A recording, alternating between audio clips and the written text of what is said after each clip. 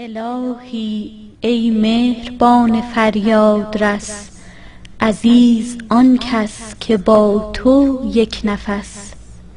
ای یافته و یافتنی، از مرید چه نشان دهند جز بی خویشتنی. همه خلق را محنت از دوری است و مرید را از نزدیکی. همه را تشنگی از نایافته آب و مرید را از سیرابی. تا جان دارم غم تو را غمخوارم، بی جان غم عشق تو به کس نسپارم.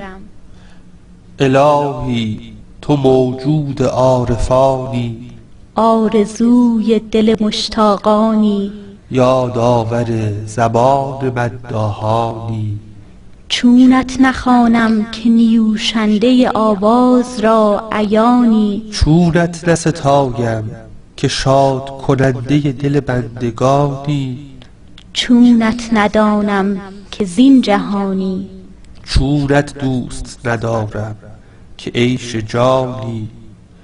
یارب ز شراب عشق سرمستم کن، در عشق خودت نیست کن و هستم کن. از هر چه ز عشق خود تهی دستم کن، یک باره به بند عشق پابستم کن. الهی تا بنده را خواندی، بنده در میان مردم تنهاست. و تا گفتی بیا، 7 اندام او شنواست. از آدمی چه آید قدر او پیداست، کیسه تهی و باد پیماست. این کار پیش از آدم و حواست، و عطا بیش از خوف و رجاست. اما آدمی به سبب دیدن مبتلاست، به ناز کسی است که از سبب دیدن رهاست و با خود به جفاست. ای دوست به جملگی تو را گشتم من، حقا که در این سخن نه ذوق است و نه فن. گر تو ز خودی خود برون جستی پاک، شاید صنما به جای تو هستم من.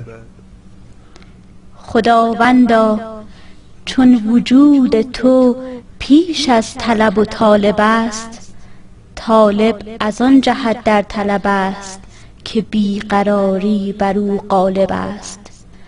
عجب آن است که یافت نقش شد و طلب بر نخواست، حق دیده ور شد و پرده عزت بجاست.